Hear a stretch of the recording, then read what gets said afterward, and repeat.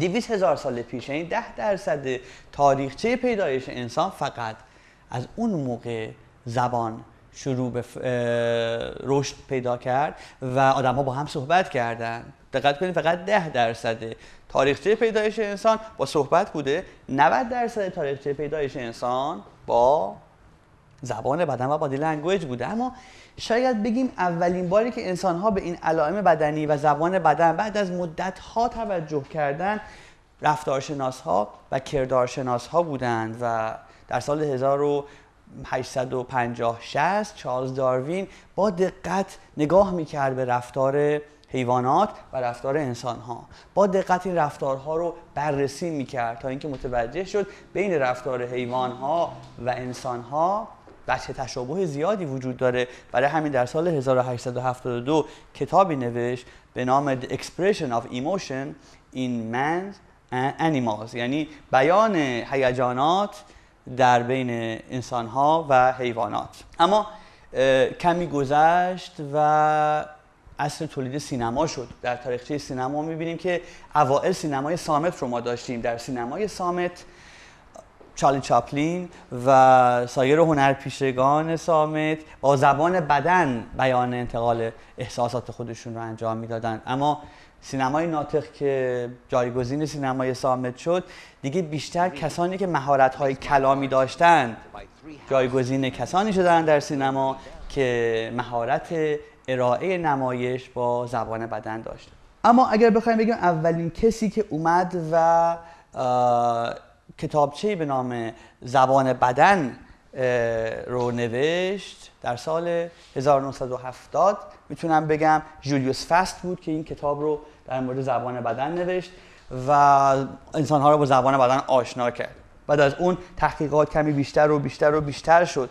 در عرصه روانشناسی و روانپزشکی اولین کسی که زبان بدن رو خیلی خوب استفاده کرد در کارهای خودش دکتر میلتون اریکسون بود، روانپزشک و روانشناس هایپنوتراپی که بیشتر از آن که به حرف و صحبت مراجعین خودش گوش کنه بیشتر به زبان بدن و علائم بدنی اونها توجه میکرد.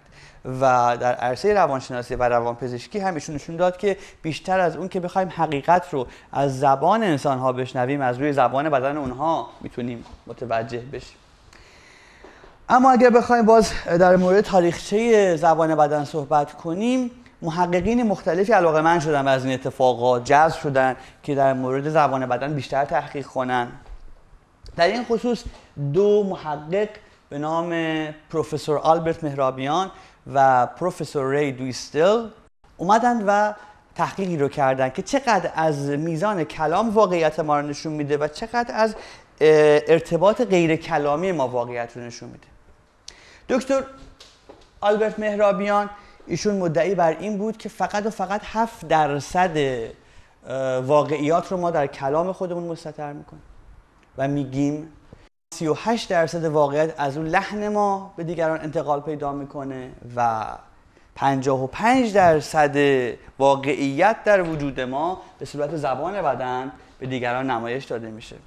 یک نکته دیگه هم میخوام به شما بگم که کسانی که موقع صحبت کردن از انگشت خودشون اشاره میکنن و یا شما رو نشون میدن یا به اصطلاح پوینت میکنن شما رو مورد خطاب قرار میدن با انگشت خودشون، این شخصیت های تهاجمی هستند که در روانشناسی به اونها میگن اگریسیو، تهاجمی.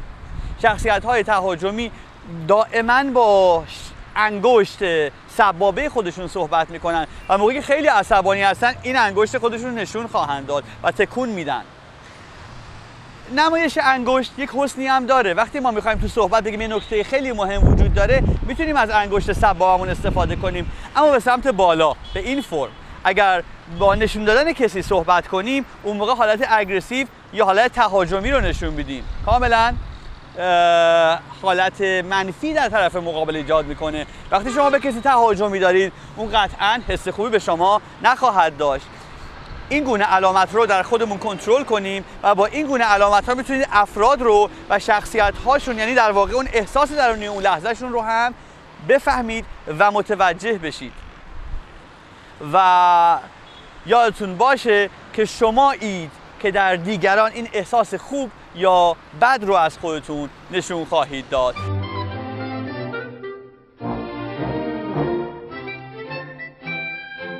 وقتی افراد در حال صحبت با ما هستند، از اینکه کف دستشون رو به ما نمایش میدن یا پشت دست، میتونیم متوجه بشیم که چه شخصیتی دارن. این علامتی که الان شما میبینید نشون دهنده این هست که همه چیز تحت کنترل منه، یا اینکه همه چیز رو ما محاسبه کردیم و نگرانی نیست. معمولا افراد وقتی دستشون موازی هم قرار میگیره، گویای این هست که همه چیز رو در کنترل و توان خودشون میبینن. اما میخوام دقت بکنید به صحبتی که این آقا با دیگران داره انجام میده، اما نه به صحبت‌ها یا سخنانی که میکنه، در واقع به علائم بدنیش و به ویژه این علامت، نمایش کف دست. نمایش کف دست رو وقتی ما از افرادی میبینیم، نشون دهنده این هست که اونها آدم‌های سابمیسیوی هستن. سابمیسیو بودن یعنی این که حرف شما رو میپذیره، صحبت‌های جدید رو میپذیره، افراد فعل پذیری هستن و خیلی راحت به خواسته های دیگران آره میگن و نظرات دیگران براشون مهمه، نه فقط نظرات خودشون. پس نمایش کف دست همواره به ما نشون میده که این فرد سابمیسیو یا پذیرنده یا فعل پذیر هست.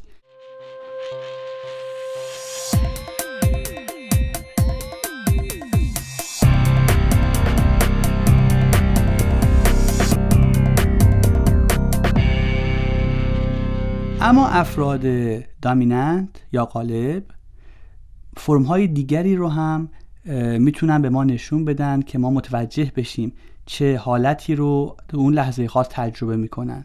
گاهی برای تسلی دادن به دیگران، افراد دامیننت به همین فرمی که میبینیم دستشون رو بر شونه کسی دیگه ای میذارن و دارن اون رو آروم میکنن یا راهنمایی میکنن یا دارن ابراز همدردی باهاش میکنن. اما با این ضرباتی که با پشت دست به این فرد میزنن و ما پشت دست فرد رو میبینیم، کاملا مشخصه که در فاز ببینید دامیننتی قرار داره. میخواد در واقع مثل یک والدی که بر کودکی سلطه داره بر این فرد غالب باشه و شرایط احساسی و هیجانی اون رو هم هدایت کنه، چون افراد دامیننت دوست دارن که دیگران رو در مسیر هدایت ذهنی خودشون قرار بدن. اما گاهی از روبرو این کار رو انجام میدن، یعنی باز هم الان این فرد داره فرد دوم که ناراحت هست رو به نوعی تسلی میداره، به نوعی آرومش میکنه و همدردی ایجاد میکنه، ولی باز با همون ضرباتی که به پشت شونش میزنه. با این تفاوت که افرادی که از بغل این کار رو انجام میدن معمولا قلبی تر، دلی تر هست و کسانی که از روبرو این عمل رو انجام میدن معمولا منطقی تر هست.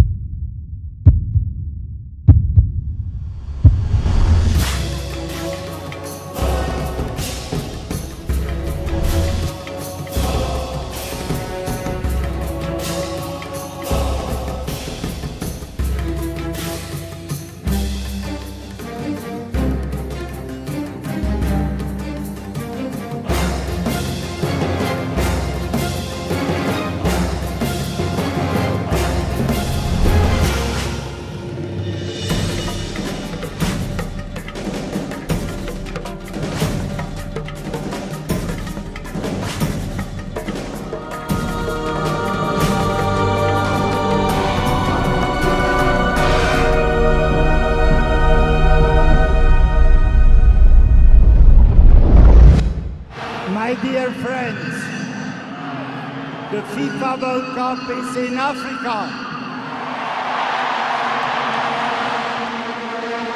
The FIFA World Cup is in South Africa.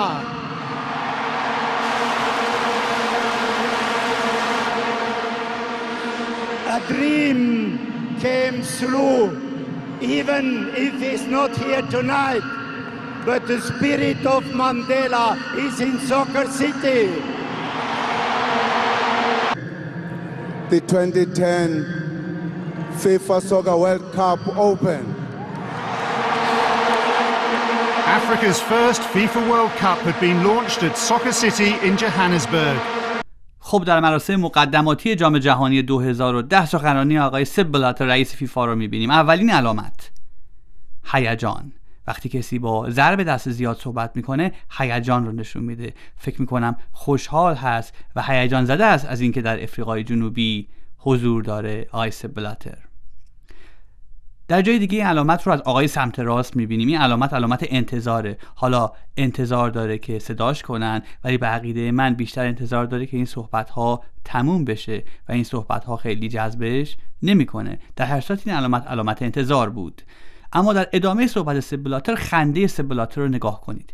این نوع خنده نشان دهنده خنده طبیعی است. وقتی افراد طبیعی میخندن، هم دهانشون باز میشه، نمایش دندانها رو به صورت باز داریم و هم چشم از حالت عادی ریزتر میشه و کمی چین و چروک در کنار چشم قرار میگیره که نشون دهنده این هست که خنده آقای سپ بلاتر طبیعی بود، در صورتی که در خنده های مصنوعی چشم کوچک نمیشه. در ادامه صحبت‌هاش آقای سپ بلاتر میخواد جایی به یک نکته مهم اشاره کنه و این علامت رو نشون میده. معمولا افراد در هنگام صحبت وقتی انگشت سبابه خودشون نشون میدن، یعنی یک نکته خیلی مهم در صحبت من هست و این نکته مهم هم یادآوری روح نلسون ماندلا بود. و وقتی در مورد نلسون ماندلا صحبت میکنه این علامت رو در رئیس جمهور افریقای جنوبی آقای جیکوب زوما میبینیم. یعنی با اینکه ایشون هم احترام میذاره به مقام نلسون ماندلا، اما از اینکه در مقابل این رئیس جمهور از رئیس جمهور سابقی یاد میشه احساس خوبی نداره و این خودخوری رو با جمع کردن این فرم لبها در داخل دهان نشون میده. وقتی لبها در روی دهان جمع میشه، بر داخل دهان جمع میشه، یعنی خودخوری.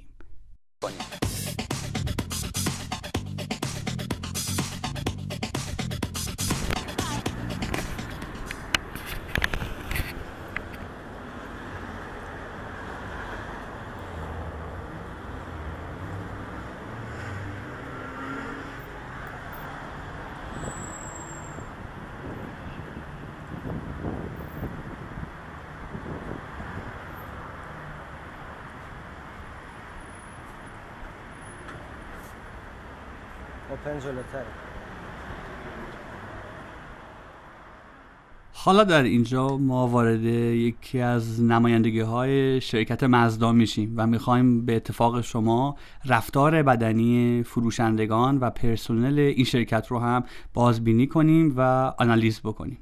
در ابتدا من وقتی وارد این شرکت شدم و داشتم صحبت میکردم، این آقا که یکی از مسئولین این شرکت بود با من صحبت کرد و اولین علامتی رو که من در مورد ایشون دیدم این علامت بود. ببینید وقتی یک نفر احساس غم درونی یا شکست یا یک احساس منفی در درون خودش داره، دستش رو در هم گره کرده نشون میده. پس من میتونم قضاوت بکنم که ایشون از چیزی بسیار ناراحته و اینکه یک خبر بد شاید بهش رسیده و کمی مغمومه و با این فرم به من این حالت رو نشون میده. ولی این حالت گارد نسبت به من نیست، نسبت به مسائل درونی خودش یا اتفاقی که براش افتاده و گره شدن دست ها گویای این حالت در ایشون هست. در ادامه ایشون میگه که خب این صحبت شما و خواسته شما که خرید تعدادی از خودروهای محصولات ما و شرکت ما هست مال من نیست، کار من نیست. بهتره که نماینده فروشمون و مسئول فروشمون با شما صحبت کنه.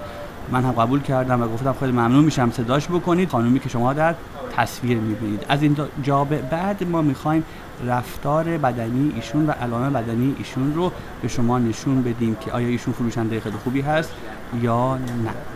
اولین علامتی که در مورد ایشون من دیدم علامت استرس هست. همین علامتی که در دست ایشون دیدید، یعنی گره کردن دستها در هم و فشردن انگشت‌ها در هم که نشون دهنده علامت استرس و اضطراب هست. ایشون از چیزی مضطربه و چیزی داره ایشون رو خیلی ناراحت میکنه، یک اتفاقی، یک خبری، یک مسئله خانوادگی، یک مشکل کاری که در جلوتر که باز هم با هم میبینیم این علامت رو ایشون به کرات تکرار میکنه که نشان دهنده اضطراب و استرس شدید در ایشون هست. البته ایشون یک فروشنده خیلی خوب و خوش برخورد بود، اما به هر حال تو اون روز خاص که من به اون شرکت رفته بودم اضطراب و استرس زیادی رو در علائم بدنی ایشون مشاهده کردم.